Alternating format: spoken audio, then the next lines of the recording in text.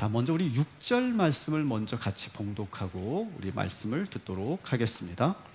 베드로가 이르되 은과 금은 내게 없거니와 내게 있는 이것을 내게 주노니 나사렛 예수 그리스도의 이름으로 일어나 걸으라 하고. 아멘.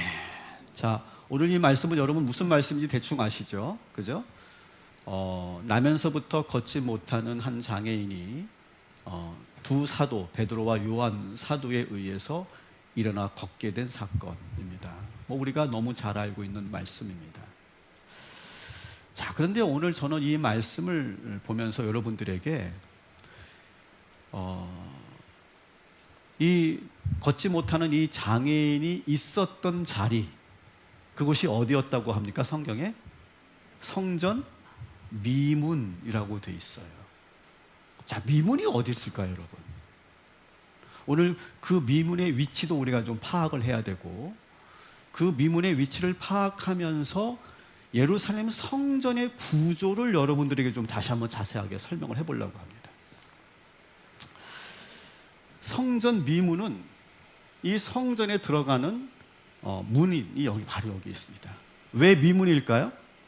The Gate Beautiful입니다. 아름다운 문이라고 하는 이름이에요.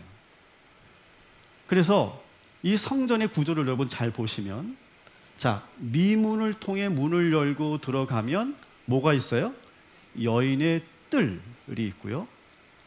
그리고 또 니카노르라고 하는 문이 있어요. 이 문을 열고 들어가면 이 앞이 이스라엘의 뜰이라고 돼 있고, 좀 더 가게 되면 제사장의 뜰, 그리고 성소, 지성소 이렇게 돼 있어요. 5개의 그러한 공간으로 나뉘어져 있다라고 하는 것입니다. 자, 근데 이것은 여러분 그냥 그런가 보다, 성전의 구조가 그렇구나, 이렇게 여러분 보는 것 이상으로 여러분 한번 생각해 보시면 좋겠어요. 그리고 이 나면서부터 걷지 못하는 사람은 어디에 있었다고요? 미문에 있어요. 미문. 근데 이 성전의 구조를 여러분 잘 보시면 다 뭐가 있어요? 이름이 붙어 있어요. 자, 여기 성전 바깥에 보면 이방인의 뜰이 있죠. 이 말은 뭐예요? 이방인들은 못 들어온다, 들어오면 안 된다라고 하는 거예요. 그리고 그림에도 보면 이렇게 단차가 있잖아요. 단차가 있어서 이렇게 올려다가 보고 싶은데 못 보게 돼 있어요. 이방인들은 여기를 밟으면 죽는다고 그래요. 그래서 단차가 한 1.5m, 2m 정도 떨어져 있기 때문에 가까이 근접해서 이 안의 성전을 이방인들은 볼 수도 없는 그런 곳이에요. 그리고 여인의 뜰이 있다는 말은 뭐예요? 이 여자들은 성전으로 들어간다, 못 들어간다? 못 들어간다. 들어가면 큰일 난다. 누구만 여기로 들어갈 수 있느냐? 이스라엘 남자들만 들어간다. 그러니까 우리 여자 성도님들 큰일 날 뻔했어요, 사실. 여기 들어오면 안 되는 거예요, 어떻게 보면. 자, 이 말은 뭡니까? 이 예루살렘 성전의 구조는 뭔가 막혀 있어요, 계속. 누구는 들어오고 누구는 들어오지 못한다. 이게 아주 철저하게 지켜졌고 큰일 납니다. 그 규율을 어기면 큰일 나, 죽는다고까지 말합니다. 그리고 장애인들은 아예 남자든 여자든 상관없이 성전으로 아예 들어갈 수가 없어요. 그러니까 지금 이 걷지 못하는 이 장애인은 미문에 있는 거예요. 저는 이 그림을 보면서 만일 교회가 이렇게 돼 있다면 어떻게 됐을까요? 여러분, 교회가 언제 능력이 사라질까요? 여러분, 교회가 언제 그 사랑이 사라지고 교회가 언제 부흥을 멈추게 될까요? 여러분, 이 구조를 잘 보세요. 예배를 드리러 왔는데, 예배 드리고 싶은데 아무나 못 들어가는 구조. 서로 분리되어 있어요. 서로가 뭔가 막혀 있어요. 여러분, 어떻게 그런 곳에서 능력이 나타나겠습니까? 사랑하는 성도 여러분, 오늘 이 시간 이 답답한 이 성전의 구조를 보면서 여러분 마음의 문을 모두 허무시기를 주님의 이름으로 축원합니다. 그리고 이 성전 미문에서 목이 터져라고 도와달라고 외치는 사람이 있는데 아무도 이 장애인에 대해서 관심을 갖고 있지 않아요. 와서 그냥 거룩한 제사 1시간 드리는 것으로 나는 만족해요. 그 누구도 궁절한 마음을 갖지 않아요. 그를 도와주겠다는 사람이 아무도 없어요. 와서 그냥 형식적인 예배 1시간 드리고 가면 끝인 거예요. 여러분, 지금 우리들의 예배가 어떤지 한번 점검해 보시기 바랍니다. 누가 옆에서 예배를 드리고 있는지, 내 옆에 있는 사람이 이름이 뭔지, 이 사람이 어떤 그런 기도 제목을 갖고 있는지 우리가 얼마나 관심을 갖냐는 거예요. 서로 막혀있는 담이 있을 때, 서로가 무관심할 때 여러분 교회는 그 사랑의 능력을 잃어버리게 되는 거죠. 우리 옆 사람과 인사하겠습니다. 제 옆에 앉아주셔서 감사합니다. 네. 처음 보는 분들도 계실 것이고 알지만 이름을 모르는 분들도 계실 거예요. 여러분 오늘 이 시간 우리의 막힌 담이 모두 허물어지게 되기를 주님의 이름으로 축원합니다. 자, 이 성전의 또 다른 문제는 이 성전에 오는 사람들의 상당한 많은 수의 사람들이 여러분 성전에 오는 이유가 뭐예요? 예배드리러 온 거잖아요. 그죠? 여러분 오늘 여기 우리가 이 교회에 온 이유가 뭐예요? 예배드리기 위해서 온 거잖아요. 그런데 이 성전에 오는 사람들 중에 상당수는 예배드리러 온 사람이 그렇게 많지 않았다는 거예요. 그게 놀라운 거예요. 자, 이 이방인의 뜰은 어떤 사람들이 모이는 곳이에요? 이름 그대로 이방인들이. 그래도 이방인들이 하나님을 향해서 기도할 수 있는 그러한 공간이 바로 이방인의 뜰입니다. 근데 어느 순간부터 이 이방인의 뜰이 뭘로 사용된지 아세요? 물건을 사고 파는 그런 장마당이 열렸어요. 그래서 이방인들이 여기에 있는 것조차도 허용되지 않고 다 거의 밀려나가고 여기에는요 소와 양을 팔고 돈을 환전하는 그런 환전소가 있는 곳이었어요. 그래서 여러분 예수님께서 예루살렘 성전에 오셔가지고 그 자판을 둘러엎고 막 소리치면서 채찍질하면서 너희가 지금 기도하는 집을 강도의 소굴로 만들었구나라고 소통쳤던 그 장소가 바로 이 이방인의 뜰이란 말이에요. 여기에 모여있는 장사꾼들은 예배드리러 온 거예요? 장사하러 온 거예요? 장사하러 온 거예요. 자, 그렇다면 이 미문에 있는 이 장애인은 여기 온 이유가 뭐예요? 예배드리러 온 거예요? 구걸하러 온 거예요? 구걸하러 온 거예요. 예배드리러 온 게 아니에요. 여러분, 지금 여기 이 예루살렘 성전의 문제가 심각한 문제가 바로 이거예요. 성전에 오긴 왔는데 예배드리러 온 게 아니라 다른 목적으로 왔다는 거예요. 여러분, 교회가 본질을 잃어버리면 교회의 능력은 사라지는 거예요. 예배가 목적이 아니고 그 본질을 잃어버리면 여기 우리가 모여있는 이 모임은 친목 모임일 뿐이고 그냥 건물일 뿐이에요. 그냥. 유대인들이 모이는 이 성전은 서로 이렇게 막혀있고 무관심하고 다른 목적으로 모인 사람들로 가득 찬 그런 건물이 되어버렸다는 거예요. 종교 지도자들은 부패하고 타락해 있어요. 그러니까 결국 능력이 사라지고 결국 이 예루살렘 성전은 어떻게 됐어요? 머지않아 돌 위에 돌 하나 남지 않고 완전히 무너져 버리죠. 사랑하는 성도 여러분, 교회는 오직 하나님을 예배하기 위해서 모이는 곳임을 믿으시기 바랍니다. 여러분 혹시 다른 마음, 다른 의도로 교회에 나오지 마시고 오직 예배에 집중하시고 그리고 오직 기도에 힘쓰시기를 주님의 이름으로 축원합니다. 여러분 제가 다시 한번 부탁드립니다. 여러분 교회에서 비즈니스 하지 마시고 교회에서 돈거래 같은 거 하지 마세요. 오직 여기서는 하나님을 예배하는 곳으로만 사용되어지기를 주님의 이름으로 축원합니다. 베드로와 요한은 지금 이 예루살렘 성전에 나타났어요. 나타난 이유는 뭐냐? 제가 보기에는요, 이 모든 것이 막혀 있는 이 예루살렘 성전을 새로운 교회로 만들기 위해서 등장한 거예요. 새로운 교회, 성령 충만한 교회, 사랑이 넘치는 교회가 되기 위해서 이 베드로와 요한이 등장한 거다. 저는 그렇게 보여집니다.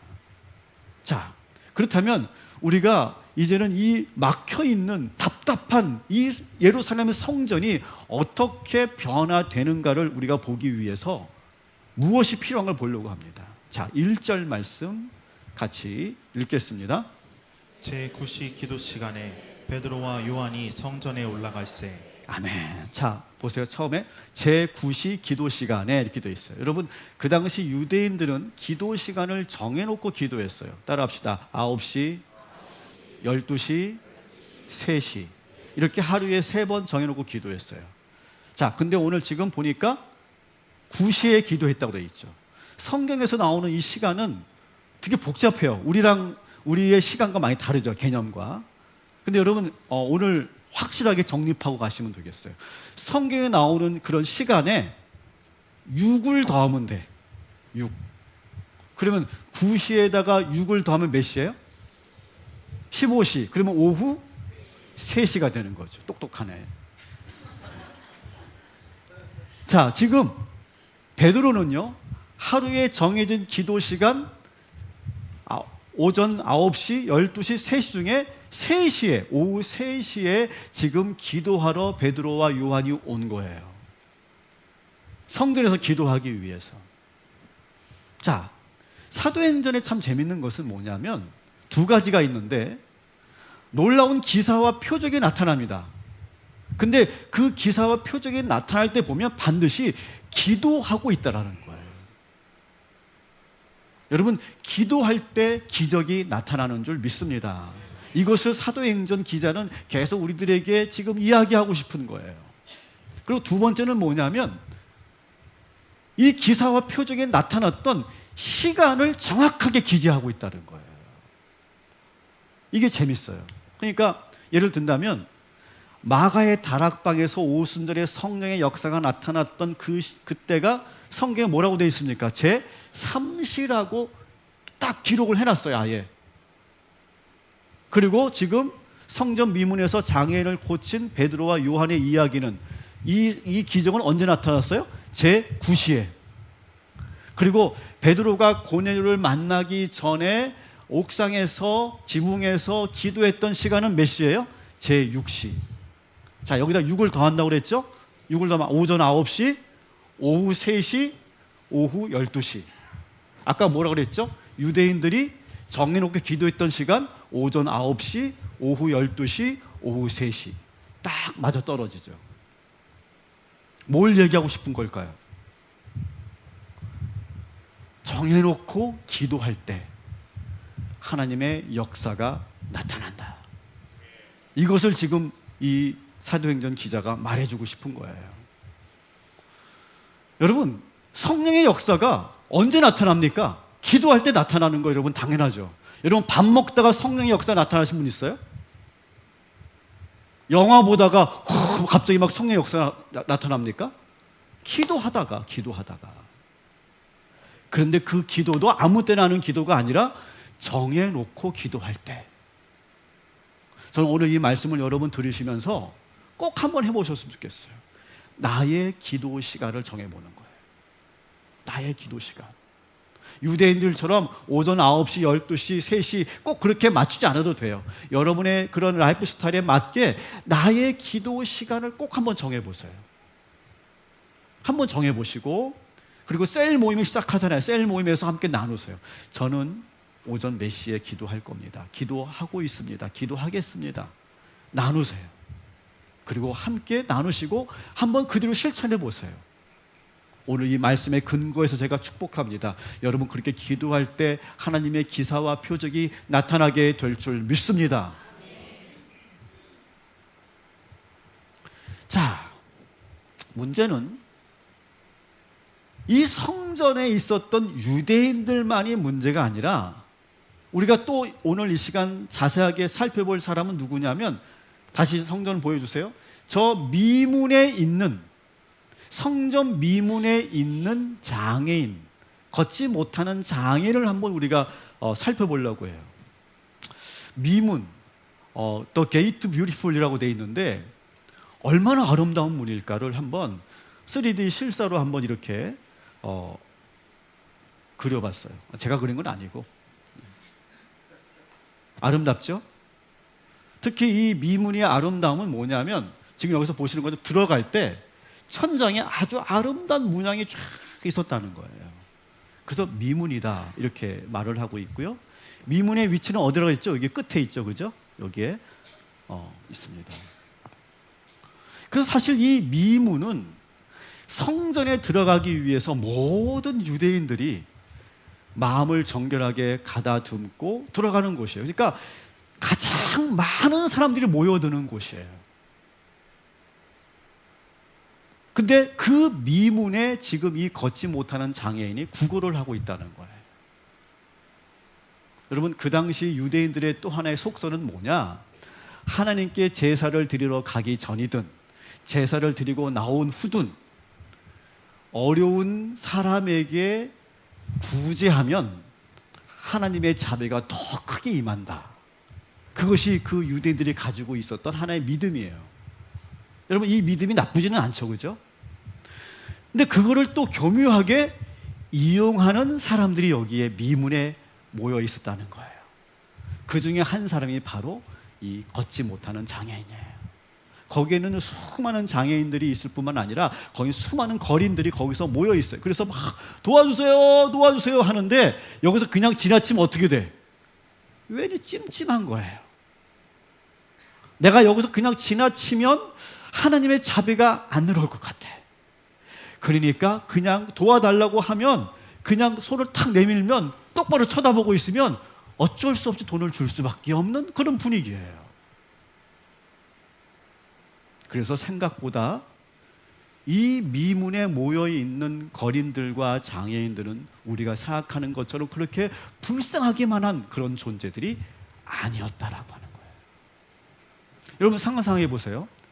그 당시 예루살렘에 장애인들과 그리고 경제활동을 하지 못하는 거린들이 많았을까요? 엄청 많았을까요? 엄청 많았을 거예요. 경제적으로 상당히 그 국가가 어려웠고요. 그 다음에 어떤 그런 의학이 발달하지 않았기 때문에 제대로 치료받지 못하는 가난한 사람이 너무나 많았을 거예요. 근데 여러분 상상해 보세요. 한 몇몇 명이라고 봅시다.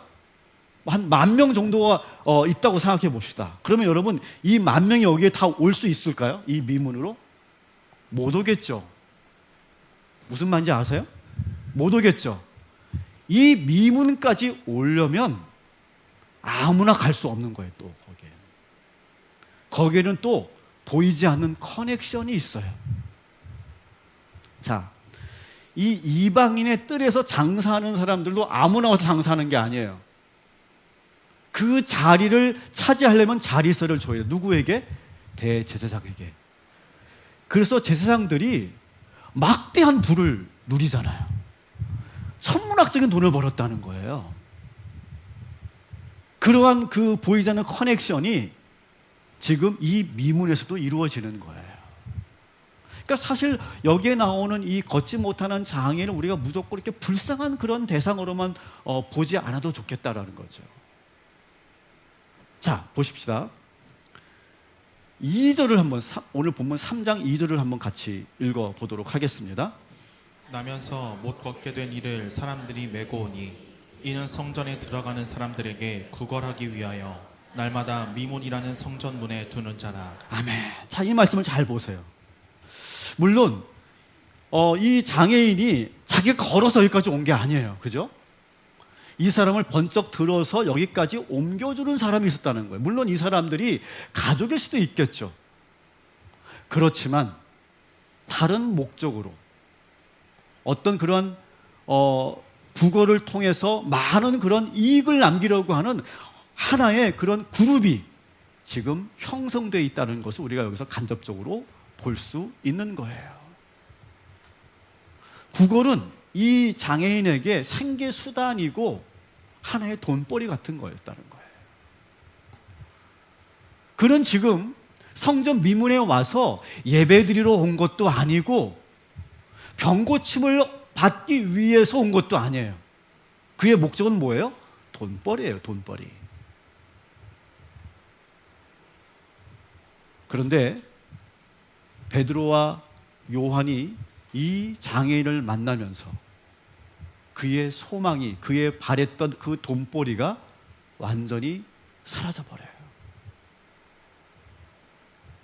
자, 베드로와 요한이 이 장애인 앞에 딱 서서 이렇게 말합니다. 4절 말씀 같이 읽어볼게요.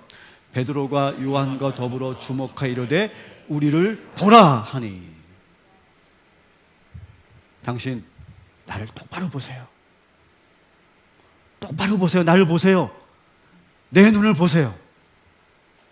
그러니까 이 장애인이 뭘 또 줄래나? 5절에 보니까 뭔가를 더 얻을까 싶어서 똑바로 쳐다보고 있어요. 베드로와 눈이 탁 마주친 거예요, 지금. 이 장애인은 지금 뭔가 잔뜩 기대하고 있고 베드로는 지금 똑바로 쳐다보면서 뭐라고 얘기합니까? 6절에 유명한 구절이 나오죠. 같이 읽겠습니다. 베드로가 이르되 은과 금은 내게 없거니와 내게 있는 이것을 내게 주노니 나사렛 예수 그리스도의 이름으로 일어나 걸으라 하고. 아멘. 이 장애인은 그냥 뭘 주려고 이렇게 똑바로 뭐라고 하나 하고 이렇게 보고 있는데 오른손을 꽉 잡더니 활짝 이렇게 있는 거예요. 그러니까 엉겁결이 일어났습니다. 이 사람이 일어났는데 놀라운 기적이 나타난 거예요. 저는 이 말씀을 묵상하면서 제가 다시 한번 확실하게 된 게 있어요. 목사는 어떤 사람이냐? 목사는 무슨 일을 하는 사람이냐? 금과 은을 주는 사람이 아니다. 뭘 주는 사람이냐? 예수를 주는 사람이다. 저는 그게 목사라고 저는 생각합니다. 여러분, 경제적으로 어려우면 우리가 경제적으로 도와줄 수도 있겠고, 또 마음에 상처가 있는 분들을 상담을 통해서 치유해 줄 수도 있겠고, 지금 위로가 필요하고 시험 든 사람들을 우리가 다독이면서 위로해 주는 역할도 우리 목회자들이 해야 될 일이겠죠. 근데 여러분, 이런 것들은 다 2차적인 거예요. 돈 받고 나면 여전히 부족한 건 매한 가지고요. 상담할 때는 시원하지만 시간 지나면 또 다시 병이, 마음의 병이 찾아오는 거고요. 또 인간적으로 위로받는 것도 여러분 한계가 있어요. 목사가 할 일은 뭐냐? 근본적인 해결책, 예수를 만나도록 도와주는 일. 이것이 목사가 해야 될 일이다. 여러분 동의하시면 아멘 하시기 바랍니다. 제가 하는 일은 그거예요. 여러분들이 오늘 이 시간 예수를 부르게 하는 일, 여러분 마음속으로 예수를 영접하게 하는 일, 여러분 마음속에 예수를 영접하고 내 마음에 계신 예수님을 깨워서 예수님이 주인 되게 하는 일, 그래서 예수의 이름을 불어서 살아계신 예수님이 역사하시도록 이끄는 일, 그것이 이 목사가 해야 할 일인 줄 믿습니다. 여러분 베드로와 요한이 지금 돈이 없어서 지금 못 준 게 아니에요. 여러분 지난주 우리 보셨잖아요. 많은 성도들이 막 헌금을 하기 시작했다고요. 그래서 사실 베드로 요한에게는 지금 막대한 아주 상당히 적지 않은 그런 헌금들이 있었을 거예요. 그리고 그걸 가지고 구제도 많이 해왔단 말이죠. 그런데 그에게 지금 돈 몇 푼 쥐어주는 거 문제가 아닌데 그에게 돈을 주지 않아요. 뭘 줬어요? 예수를 줬어요. 예수. 얼마든지 돈 몇 푼 쥐어줄 수 있지만 베드로와 요한은 그렇게 하지 않습니다. 우리의 힘의 근원이 되시는 예수를 그에게 주고 싶었던 거예요.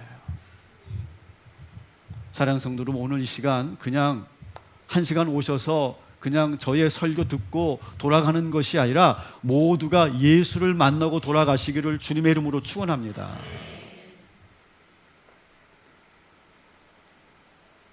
이 걷지 못하는 이 장애인은요, 지금 걷는 것에 대해서 이미 포기한 상태예요. 걷는다? 그거는 아예 생각지도 못했어요. 포기하고 잊어버렸던 거예요. 그런데 베드로와 요한은 지금 그에게 따라합시다. 진짜 소망, 가짜 소망이 아니고 무슨 소망? 진짜 소망을 깨닫게 하는 거예요. 너가 지금 돈을 구하는데 그거는 2차적인 거라는 거예요.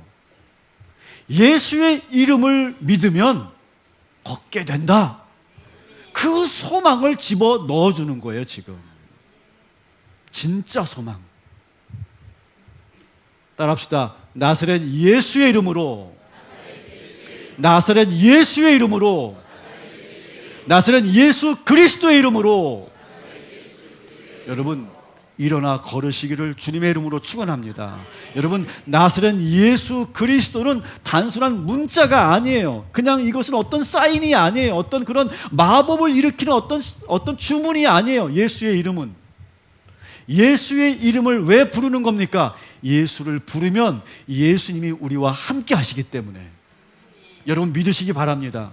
여러분 힘들고 어려울 때, 여러분의 인생에 문제가 있을 때, 여러분 진짜 소망 되시는 예수를 부르면 예수님께서 함께 하시고 예수께서 여러분을 일으켜 주실 줄 믿습니다. 여러분 오늘 이 시간 예수의 이름을 부르고 예수님이 나와 함께 하심을 믿고, 그리고 예수님을 여러분 주님으로 모시시기를, 섬기시기를 주님의 이름으로 축원합니다.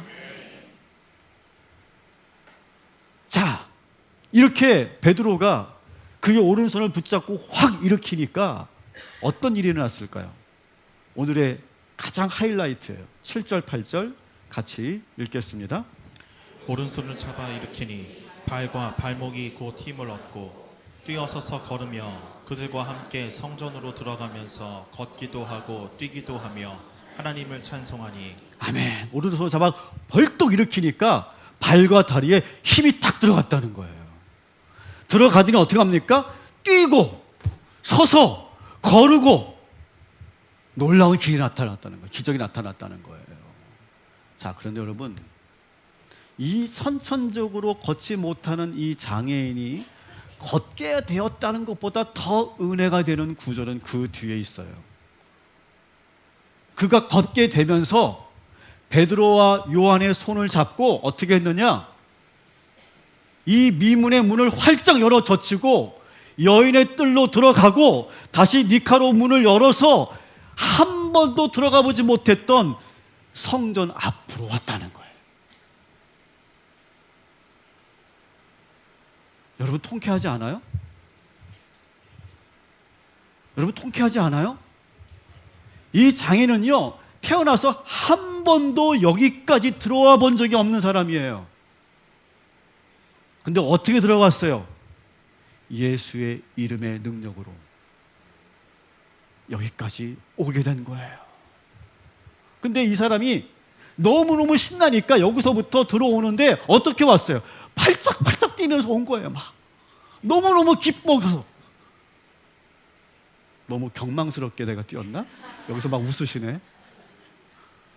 너무 좋아가지고 뛰면서 찬양하면서 들어갔다는 거예요.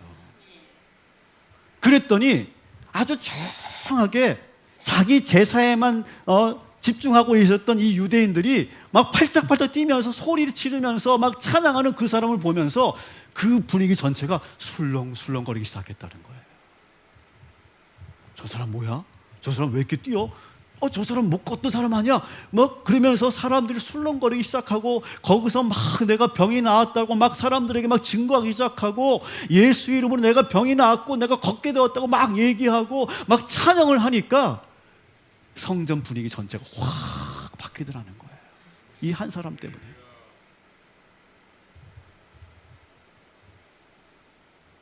여러분 오늘 이 시간 예수의 이름으로 새 힘을 공급받으시기를 주님의 이름으로 축원합니다. 예수의 이름으로 여러분 삶에 기적이 나타날 것을 확고하게 믿고 여러분 기도하시기를 주님의 이름으로 축원합니다. 예수의 이름을 여러분 부르짖으면, 예수의 이름을 의지하면 여러분에게 진짜 소망이 생길 줄 믿습니다. 여러분의 인생의 새로운 전환점이 시작될 줄 믿습니다. 여러분, 그리고 이 한 사람 때문에 교회가 완전히 변화됐던 것처럼 여러분 한 사람 때문에 여러분의 가정이 변화되고 우리 교회가 변화되고 이 사회가 변화될 줄 믿습니다. 저는 지난주 여러분과 말씀을 나누면서도 저는 계속 이번 한 주간도 마음이 아팠어요. 왜 우리 기독교가 믿지 않는 사람들에게 그 호감도가 왜 14%밖에 되지 않을까? 14%밖에 되지 않는다는 말은 뭐예요? 10명 중에 8명, 8.5명은 우리를 보면서 그 누구도 관심 갖지 않는다는 거예요. 여러분, 얼마나 충격적인 통계입니까? 저는 정말 가슴이 아프더라고요. 그거 정말 대단히 심각한 거예요, 여러분. 그런데 우리가 예수를 온전히 믿고 제대로 믿고 우리가 정말 말씀대로 살면 우리를 통해 여러분 주변의 사람들이 변화되고 분위기가 바뀌고 그리고 새로운 활력을 주는 그런 거룩한 영향력을 끼치는 저와 여러분이 되기를 주님의 이름으로 축원합니다. 여러분, 우리가 그런 교회 만들고 그런 세상 만들자고요. 여러분, 우리가 왜 손가락질 받아야 됩니까? 우리가 예수 믿으면서 절대로 여러분, 우리가 손가락질 받을 일 하면 안 돼요. 절대로. 우리는 좀 그런 잘못된 인식이 있는 것 같아.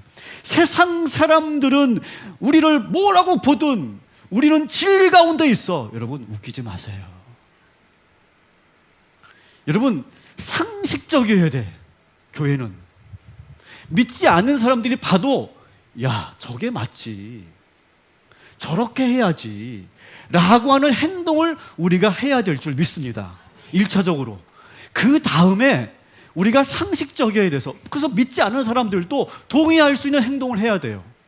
근데 우리는 자꾸 어떻게 되냐면 왜 교인들은, 왜 교회는 상식적이지 않냐는 거예요. 왜?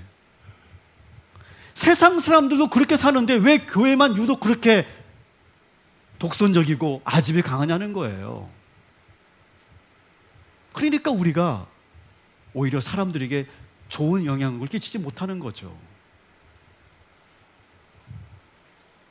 베드로와 요한이 교회 성전을 완전히 바꿔놓은 것처럼, 그리고 이 한 사람 때문에 이 제사 분위기가 완전히 바뀌었던 것처럼, 예배로 바뀌었던 것처럼 여러분 세상에 나아가셔서 많은 사람들에게 새로운 활력을 불어넣어주고 그리고 기쁨을 주고 예수의 능력을 전하는 저와 여러분이 되시기를 주님의 이름으로 축원합니다.